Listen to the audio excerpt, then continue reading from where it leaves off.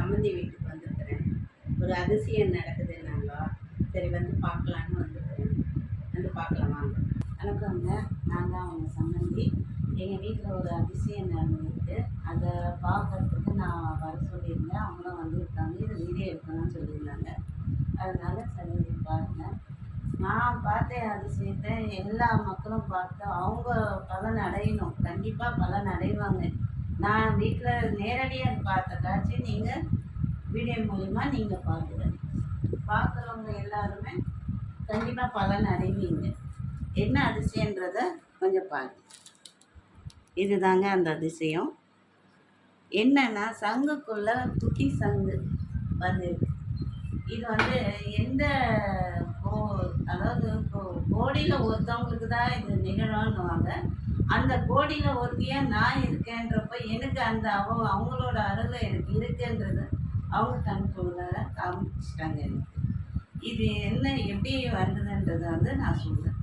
உண்மையில் ஒரு 2 மாதத்துக்கு முன்னாடி நாங்கள் எல்லாம் இந்த ஏரியாவில் சேர்ந்தவங்கெல்லாம் திருச்செந்தூர், ராமேஸ்வரம், தனுஷ்கோடி இந்த மாதிரி நாங்கள் டூராக போயிருந்தோம்.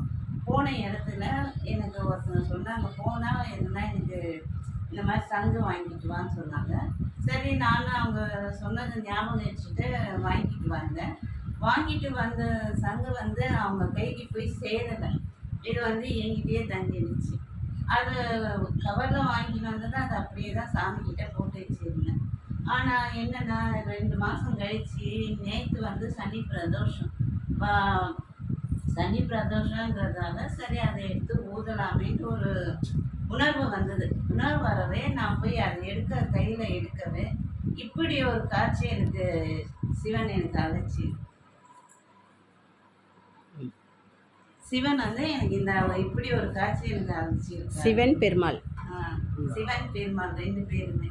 அதுவும் இது என்னன்னா சனி பிரதோஷம் ஒன்று, சனிக்கிழமை 3வது வாரம் புரட்டாசி ஒன்று. இது 2மே சேர்ந்து எனக்கு அமைச்சது வந்து 2 பேரோட ஆசீர்வாதமே எனக்கு இருக்குன்றத வந்து எனக்கு காமிச்சிட்டாங்க.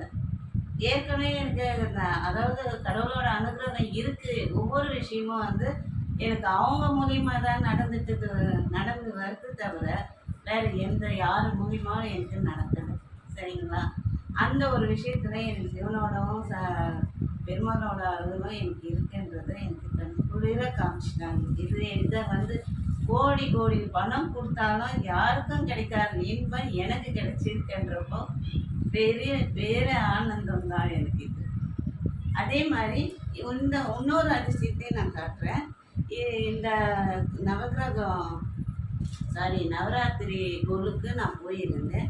அப்போ வந்து எனக்கு தாம்பலம் கொடுத்துருந்தாங்க. அந்த தாம்பலத்தில் கிடைச்ச தேங்காய் தான் இது. இந்த தேங்காவை பார்த்தா உங்களுக்கு எந்த உருவம் தோணுது?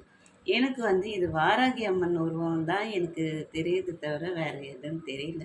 உங்களுக்கு எது தோணுது தெரியுது பாருங்கள். இதெல்லாம் வந்து தெய்வத்தை நம்பணுங்க. தெய்வத்தை நம்பினாதான் நமக்கு இந்த மாதிரி ஒரு அதிசயங்கள் நிறையவே கிடைக்கும். தெய்வத்தை நம்பி நீங்கள் கேளுங்க. எது கேட்டாலும் உங்களுக்கு கண்டிப்பாக கிடைக்கும். இதில் வந்து இவங்க அவங்கன்றதெல்லாம் கிடையாது. தெய்வம் எல்லாருக்குமே தான் இருக்காங்க. அதுக்கப்புறம் வந்து எங்கள் பேரன் பிறந்ததுலேருந்து எனக்கு எல்லாமே நல்லது தான் நடந்துட்டு வருது. இது வரைக்கும் ஆரம்பத்தில் நான் கொஞ்சம் கஷ்டப்பட்டு வந்தேன். ஆனால் அவன் பிறந்த நேரம் என்னை ஒவ்வொரு விஷயத்துலையும் ஒரு படியாக என்னை ஏற்றி தான் விடுது தவிர இறக்கி விடுங்க. அவனோட பேரும் நான் சிவன் பேரில் தான் வச்சிருக்கோம் நாங்கள். அவன் பேர் வந்து தேவ் கிருத்திக். அதுவும் சிவனோட பேர் தான். என் பையனோட பேரும் சிவனோட பேர் தான். எங்கள் பையனோட பேர் வந்து சோமேஸ்வர். இது வந்து